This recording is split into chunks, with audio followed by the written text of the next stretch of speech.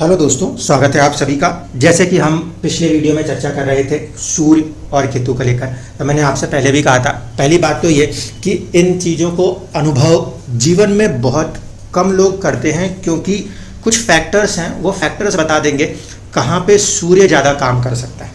जैसे कि एक होता है काल चक्र, तो काल चक्र में होता है आपका जीव राशि और देह राशि। अगर जीव राशि में सूर्य है तो हम कह सकते हैं कि उस आत्मा के ऊपर सूर्य का एक प्रभाव चला आ रहा है। वो अच्छा भी कर सकता है, बुरा भी कर सकता है, वो एक अलग फिनोमेना है, लेकिन वो एक्टिव रहेगा। इसी तरीके से कुछ कुंडलियों के अंदर आपको दिखाई देगा कि सूर्य डोमिनेटिंग प्लैनेट होके सामने आ जाएगा और रिजल्ट्स उसके आधार पर बनने लगेंगे। क्योंकि जब तक सूर्य अपने आप में एक ऐसी स्थिति में ना आ जाए जो बलवान स्थिति मानी जाए, तब तक व्यक्ति किसी एक लक्ष्य के ऊपर साधना हासिल नहीं कर सकता। इस बात को ध्यान रखिएगा। तो इसी श्रृंखला में आज पहले 6 राशियों में देखेंगे केतु देव के प्रभाव क्या होते हैं, और फिर साथ ही साथ कुछ भाव के प्रभाव भी लगाने की कोशिश करेंगे, और इसके साथ साथ किस तरीके से वो एंड रिजल्ट्स को डिसाइड कर पाएंगे, इस पर थोड़ा सा फोकस करेंगे। तो सबसे पहले शुरुआत करते हैं कि अलग अलग राशियों के अंदर यदि केतु देव बैठे हों तो रावण संहिता के हिसाब से क्या परिणाम जीवन में देखने को मिल सकते हैं। अलग अलग किताबें आप लोग यूज़ करेंगे तो उसमें और भी बहुत सारी चीज़ें दी होंगी, लेकिन समझने के एक तरीके को यहाँ बनाने की कोशिश करते हैं। बाकी तो जीवन के अनुभव में और भी चीज़ें जुड़ती जाएंगी। सबसे पहले देखिए, अगर मेष राशि में केतु को बैठाया गया है तो मेष राशि के अंदर केतु के बैठने पर कहा गया है कि धन मिलेगा, यश मिलेगा और अकस्मात लाभ भी मिलेगा। काल पुरुष की कुंडली के हिसाब से अगर देखा जाए तो मेष राशि पहले भाव लगन के ऊपर आती है। जब केतु देव की प्लेसमेंट पहले भाव के ऊपर हो रही है तो वहाँ पे धन, यश, अकस्मात लाभ, ये शब्दों का प्रयोग हो रहा है। अगर थोड़ा सा ठंडे दिमाग से सोचने की कोशिश की जाए तो लिखने वाले राइटर्स यहाँ पे क्या बताना चाहते हैं, इसको समझिए। सबसे पहली कंडीशन, अगर मेष लगन के समतुल्य कोई कुंडली बना दी जाए तो कॉमन डिस्पोजिटर होने के कारण मेष लगन में, मेष राशि में जब केतु देव की प्लेसमेंट होगी, सपोज कि ये 1 नंबर की राशि बन जाए, यहाँ पे केतु देव प्लेस हो जाए, तो इनका कनेक्शन सीधे सीधे इस 8 नंबर के साथ जुड़ जाएगा। जो 8 नंबर के साथ जुड़ेगा वो अकस्मात प्रभाव दिखाने में सक्षम होगा। और केतु क्योंकि फर्स्ट हाउस में है तो अपनी पूरी ऊर्जा जो है वो कहाँ कंसंट्रेट कर देंगे, अपने आप पर, फर्स्ट हाउस के ऊपर। लेकिन वही बात है, केतु एक नेचुरल गिफ्ट की तरह काम करता है। ये कोई आपका सांसारिक सुख रूप नहीं है जिसको कि आप देख सको। यहाँ पे केतु अगर मेष राशि में बैठे हुए हैं तो हम इसको इस तरीके से रीड कर रहे हैं कि पहला जो काल पुरुष की कुंडली है उसके लिहाज से पहले भाव में केतु का बैठना कुछ हद तक उसे मेष के स्वरूप में लेकर आएगा, पूर्ण रूप से नहीं, कुछ हद तक। इसलिए जब मेष राशि के अंदर केतु देव की मौजूदगी दिखाई देगी तो वो एक तो मेष राशि के प्रभाव के कारण सीधे सीधे 8 नंबर की राशि के साथ जुड़ेंगे, और अकस्मात की जो बात हो रही है वो मेष लगन के अंदर देखने को मिल सकती है। अब सवाल ये उठता है कि यहाँ पे धन और यश की बात क्यों हो रही है। तो धन और यश की बात इसलिए होगी क्योंकि मंगल की राशि में बैठने के कारण कहीं ना कहीं जो एक पैशन है आगे बढ़ने का, जीवन के अंदर उन्नति को हासिल करने का, जो मंगल बेसिकली दिखाता है संघर्षों के साथ, वो व्यक्ति के साथ कनेक्ट रहने वाला है। ऐसी कंडीशन में केतु भी एक प्रकार से फायरी प्लैनेट्स में काउंट होते हैं। फायरी राशि में बैठेंगे, अपना पूरा प्रभाव मंगल की भांति करेंगे, और मंगल की भांति करने की वजह से कहीं ना कहीं एक धन और यश दोनों की प्राप्ति करा दिया करते हैं। इसी तरीके से अब देखें, अगर मान लीजिए केतु देव की प्लेसमेंट आ रही है वृषभ राशि के अंदर, तो यहाँ पर उन्होंने लिखा कि यहाँ पे हानि हो सकती है, चिंता रहती है, भय रहता है, कष्ट रहता है। अब ये कंडीशन क्यों बन रही है? अगर काल पुरुष की कुंडली में 2nd हाउस को देखें तो 2nd हाउस के स्वामी शुक्र हैं और 7वें भाव के स्वामी भी शुक्र ही होते हैं। ऐसे परिस्थिति में यदि 2nd हाउस केतु के साथ कनेक्ट होता है तो काल पुरुष के हिसाब से वो 7th के साथ भी कनेक्ट हो जाता है। दोनों के दोनों मार्केश भाव है, इसलिए कहीं ना कहीं भय, चिंता जो है किसी ना किसी बात की लगी रहना लाजमी है अगर केतु देव 2nd हाउस में प्लेस होकर अपने आप में काम कर रहे हैं। तो ये ऑब्जर्वेशंस में आया कि जब कभी भी राशियां बदल सकती है, लेकिन जो ये प्रभाव है, अगर इसको आप कहाँ से देख रहे हैं, जो हमारी काल पुरुष की कुंडली होती है उसमें बैठा के देख रहे हैं तो हमें ये समझ में आएगा कि हाँ, इनके प्रभाव कुछ हद तक उस रूप में कार्य करने लगेंगे। कब कार्य करेंगे? जब उनकी दशाएं हैं तो ज़्यादा कार्य करेंगे, अगर वो प्लेस्ड भी हैं तो भी नेचुरली उस तरीके का फोर्स, उस तरीके का प्रेशर आप महसूस करने वाले हैं। मान लीजिए मिथुन राशि में बताया गया कि बैठे हैं, मिथुन राशि में जब केतुदेव बैठे हैं तो मित्रों से विरोध होगा, किसी प्रकार के रोग भी हो सकते हैं, लेकिन फिर यश की बात होगी। क्योंकि पराक्रम के भाव में बैठकर केतुदेव अपना पूरा कंसंट्रेशन, अपनी पूरी ताकत तीसरे भाव में आपके साहस और पराक्रम के ऊपर लगा देंगे। 3 नंबर की राशि अगर यहाँ आती है तो 6 नंबर की राशि बुध का स्वामित्व छठे भाव से भी आता है, जो कि कहीं ना कहीं कॉम्पिटिशन्स देता है। तीसरे भाव हमारे आसपास का पड़ोस है, हमारे मित्र हैं, तो उनके साथ जब हम compete करने लगते हैं तो उस कंडीशन में उनसे कुछ ना कुछ विरोध की स्थितियां भी बनती हैं। इसीलिए मिथुन राशि में यदि केतुदेव को देखा जाए तो वो बुध के साथ कनेक्ट है, और वहां पे वो कनेक्ट होने की वजह से क्या रिजल्ट बन जाएगा? रिजल्ट ये होगा कि आपको यश तो मिलेगा, लेकिन आपके अपने साहस और पराक्रम पे, इसको इस तरीके से समझ सकते हैं कि यहाँ पे मित्रों का उतना साथ नहीं मिलता, व्यक्ति जीवन में अपने बल पर आगे बढ़ता हुआ नजर आता है। छठा भाव रोग को भी दर्शाता है, तो ऐसे स्थिति में वो कंडीशन रोग के साथ जुड़ जाती है। इसी तरीके से अगर कर्क राशि में देखें तो यहाँ पे मित्र भी मिलेंगे, स्त्री सुख भी मिलेगा, संतान सुख भी मिलेगा, और सभी प्रकार के सुखों को देने की कोशिश करेंगे। क्योंकि जब 4 नंबर की राशि से हम चंद्रमा के साथ उनको कनेक्ट करके देख रहे हैं तो कर्क राशि के अंदर पहली खासियत इस बात पे आती है कि वो नेचुरल 4th हाउस भी है। नेचुरल 4th हाउस होने के कारण वो किस तरीके का त्रिकोण है? वो त्रिकोण आता है आपका मोक्ष त्रिकोण। तो जब केतुदेव मोक्ष त्रिकोण में बैठेंगे तो कहीं ना कहीं जीवन में मोक्ष को प्रदान करने के लिए कोई ना कोई आपका जीवन का रास्ता आवश्यक रूप से बना देंगे। यही कारण है कि जब कभी भी केतु 4th हाउस में दिखाई देता है और व्यक्ति बोलता है कि क्या उसकी चीज़ें हासिल होंगी, तो हाँ, हासिल होंगी। इसका यह अर्थ नहीं है कि वो रिजल्ट पूरी 100% उसको सुख देगा। इसको इस तरीके से समझा जाना चाहिए, 4th हाउस में या कर्क राशि में जब केतुदेव आएंगे तो मिलेगा आपको सब कुछ, और वो जो कुछ भी मिलेगा वहाँ से एक ऐसी स्थिति पैदा होगी जहाँ से त्याग, मोक्ष, बाहर निकल के अपने आप को फ्री करने की चाहत पैदा होगी। क्योंकि इस बात को बिल्कुल ना भूलिएगा कि केतुदेव जो भी दे रहे हैं वो डिटैचमेंट के थॉट के साथ देंगे। इसको भूलने की कभी भी गलती नहीं करनी है। जो भी वहाँ मिल रहा है उसमें डिटैचमेंट के चांसेस पूरे रूप में काम करते हैं। इसी तरीके से बात की जाए सिंह राशि में यदि केतुदेव हैं तो हम देखेंगे कि यहाँ पे अल्प सुख रहेगा, अल्प धन का लाभ होगा। ठीक है, अल्प सुख, अल्प धन का लाभ क्यों है? क्योंकि वो सूर्य की राशि है। सूर्य की राशि में जब वो बैठ के काम करेंगे तो ऐसे स्थिति में लाभ भाव को देख रहे हैं, लाभ भाव को देख रहे हैं, लेकिन कंसंट्रेट कहाँ पे कर रहे हैं? कंसंट्रेट कर रहे हैं एग्जैक्टली 5th हाउस के ऊपर। जब 5th हाउस के ऊपर कंसंट्रेट कर रहे हैं तो व्यक्ति अपने बुद्धि बल के ऊपर ज़्यादा विश्वास करेगा और उस पर ही सबसे ज़्यादा कंसंट्रेट होने की कोशिश करेगा। उसका जो चीज़ें वो कर रहे हैं उससे कैसे ज़्यादा से ज़्यादा गेन्स क्रिएट किए जाएं, उस पर उनका फोकस नहीं होता। इसीलिए अगर केतुदेव आपको सिंह राशि यानी 5 नंबर की राशि में देखने को मिलते हैं तो हम वहाँ पे उसको रीड करते हैं किस तरीके से कि नेचुरली व्यक्ति कुछ चीज़ों को कर रहे हैं, उसमें वो अपने आप को बहुत ही लगा के काम करेंगे, लेकिन अपना निज स्वार्थ नहीं साधेंगे, इसलिए किसी प्रकार का फिजूल का लाभ नहीं बनाएंगे। ठीक है, ये प्लस पॉइंट के तौर पे देखा जा सकता है। लेकिन अल्प सुख, अल्प धन लाभ की स्थिति जो है वो इसी बात के लिए हो जाती है क्योंकि वो सूर्य की राशि है। सूर्य की राशि में बैठ के केतुदेव सूर्य की तरह प्रभाव करेंगे, और सूर्य एक्चुअल में एक राजा की तरह स्थिति है जो अपने जीवन में ज़्यादा सुखों के प्रति आकर्षण ना दिखाए, सबके लिए एक बैलेंस हो जाए। अगर राजा ही पूरा सुखों में भोग में चला जाएगा तो प्रजा उसको कहीं ना कहीं उतनी चाहत से, उतने लगाव से नहीं जुड़ेगी। कन्या राशि की अगर हम बात करें तो कन्या राशि में जब कभी भी केतुदेव बैठेंगे तो कुछ ना कुछ नया नया काम करने के लिए आगे बढ़ने की रुचि रहती है ऐसे लोगों को। दूसरा, जब कभी भी 6 नंबर की कन्या राशि में केतुदेव की प्लेसमेंट आती है तो व्यक्ति थोड़ा सा सत्कर्मी हो जाता है, सत्कर्म में उसकी रुचि विकसित होने लगती है। ये चीज़ क्यों हो रही है? देखिए, अगर 6th हाउस के साथ केतु को कनेक्ट करेंगे तो यहाँ से बैठ के केतु का रिलेशन फिर से बनेगा बुध से, बुध मतलब बुद्धि से, प्लस 3rd हाउस से यानी कि साहस और पराक्रम से बनेगा। साहस और पराक्रम से बनने की वजह से व्यक्ति कहीं ना कहीं किसी ना किसी रूप में कुछ करने की कोशिश करेगा।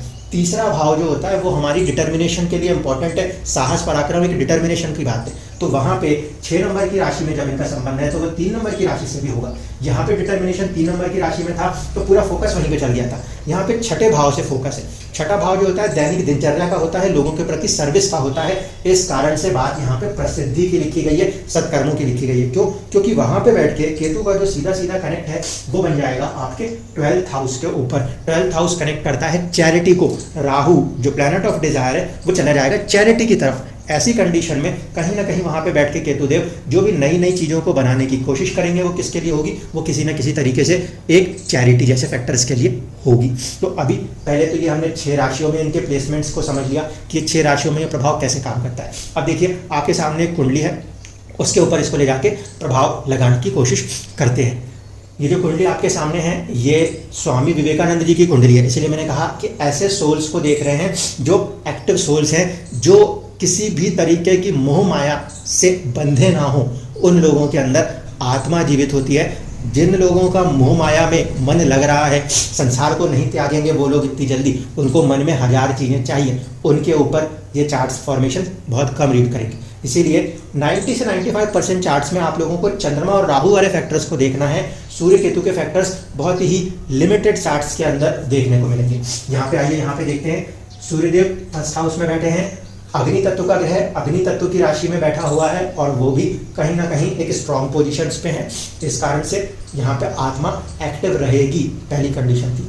जीव राशि और देह राशि की चर्चा आगे कभी भविष्य में करेंगे। आप यहाँ पे इतना समझिए कि सूर्य यहाँ पे कहीं ना कहीं सेल्फ को बनाने के लिए आत्मा गुरु की राशि के अंदर अपने आप को बिठाकर लेकर आई थी, जिससे कि ज्ञान का जो प्रभाव है, गुरु का ज्ञान का प्रभाव, नेचुरल 9th हाउस का प्रभाव आत्मा लेकर चल रही थी। ऐसा नहीं है कि उसे डेवलप किया गया, वो कहीं ना कहीं कैरी हो रही थी और फिर उसको आगे इनहेंस किया गया।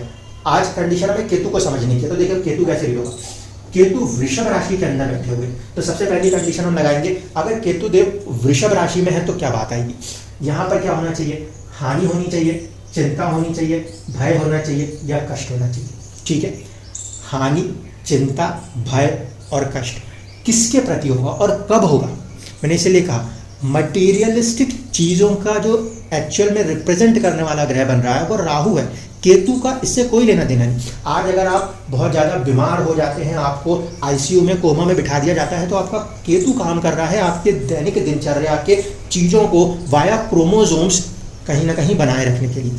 जब इंसान बिल्कुल मृत्यु शैया पे लेटा हुआ हो तो उसको किस चीज़ का प्रभाव दिखाई देगा? धन का, लोगों का। ये लगाव ये राहु के फैक्टर्स है, केतु के नहीं है। इसीलिए यहाँ पे समझिए, जब हम यहाँ बात कर रहे हैं वृषभ में यदि केतु देव बैठे तो वो क्या होगी? एक तरीके से हानि होगी, चिंता होगी, भय होगा या कष्ट होगा। लेकिन वो तब होगा जब हम किसी चीज़ के डिजायर पर होंगे। जिस व्यक्ति में कोई ऐसे डिजायर ही ना हो वो उसका क्या कर देगा? नेचुरल त्याग कर देगा। तो यहाँ पर पहली कंडीशन, सोल अपने आप को बहुत स्ट्रांग रख रही थी। इसीलिए जीवन के अंदर नेचुरली केतु ने अपने प्रभाव से जो 2nd हाउस का फैक्टर होता है संचित धन, अपना कुटुंब, उसको प्रभावित किया। 2nd हाउस में बैठेगा तो 7 से कनेक्ट होगा वैवाहिक जीवन। ऐसी कंडीशन में केतु ने वैवाहिक जीवन से भी नेचुरली अपने आप को डिस्कनेक्ट किया। किस तरीके से मैं इसको देख रहा हूँ? मैं सबसे पहले देख रहा हूँ कि केतु जो है वो वृषभ राशि में बैठे हैं। किसके आधार से देखना है? पहले देखना है काल पुरुष कुंडली के आधार से। काल पुरुष कुंडली के आधार से देखेंगे तो वृषभ राशि 2nd हाउस में आती है, उसका प्रभाव यहाँ और यहाँ पर है। केतु स्ट्रांग हो गया व्यक्ति का, उसने अपने सारे संचित धन, अपने पूरे कुटुंब को और अपने जीवन में विवाह के जो ख्याल है उनको भी त्यागने की अवस्था बनाई। नंबर 1। तो यहाँ पे जो हम देख रहे हैं वृषभ में बैठ के हानि, चिंता, कष्ट, भय, तो यह हानि, चिंता, कष्ट, भय खत्म हो गई, क्योंकि व्यक्ति ने सांसारिक चीज़ों का ही त्याग कर दिया था। अगर सांसारिक चीज़ों में उलझे रहते तो ये प्रॉब्लम आती। लेकिन केतु सांसारिक चीज़ों से बाहर निकालने का ग्रह है, इसलिए अगर वो नेचुरल एक्टिव है तो कोई परेशानी नहीं। वरना उन लोगों को परेशानी है जो राहु की डिजायर में चल रहे हैं और दशाएं केतु की झेल रहे हैं, क्योंकि केतु आध्यात्मिक है, चीज़ों से बाहर निकालना चाहता है और आप उसमें नहीं जाना चाहते, आप संसार में फंसे रहना चाहते। इसलिए नेचुरली यहाँ पे केतु की जो पोटेंशियल थी उसने इन सभी चीज़ों से 2nd और 7th से नेचुरल डिस्कनेक्ट किया, पहली कंडीशन। दूसरा, केतु देव वृषभ राशि के हिसाब से देखें तो ये जो कंडीशन है इनसे उन्होंने उनको मुक्त किया। नंबर 1।